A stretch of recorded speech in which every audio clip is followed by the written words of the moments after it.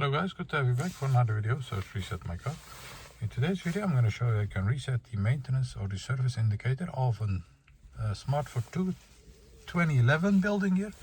Slightly different than my previous video about a Smart for 2, and that's why I make this tutorial for you. Before we start, I want to mention our YouTube channel, Service Reset My Car. Have a look at our channel for more than 500 other videos on how to reset different model cars, some tips and tricks about cars. Use the comment area if you have any questions and I'll get back to you as soon as possible. Okay, I've just resetted it, and this is a tutorial on how I did it.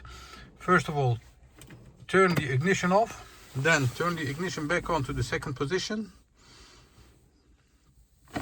Once you have done that, we're gonna press this button twice. When you press this twice, an indicator for service will appear over there.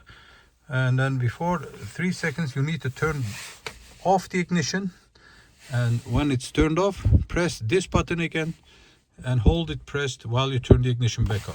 So let's do.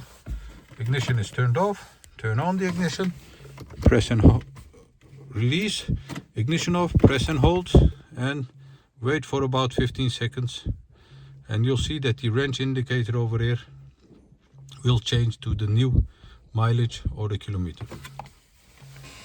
Mine was 10,000 and now it's 15,000, the new surface indicator. This was a 2011 Smart for 2 451 type.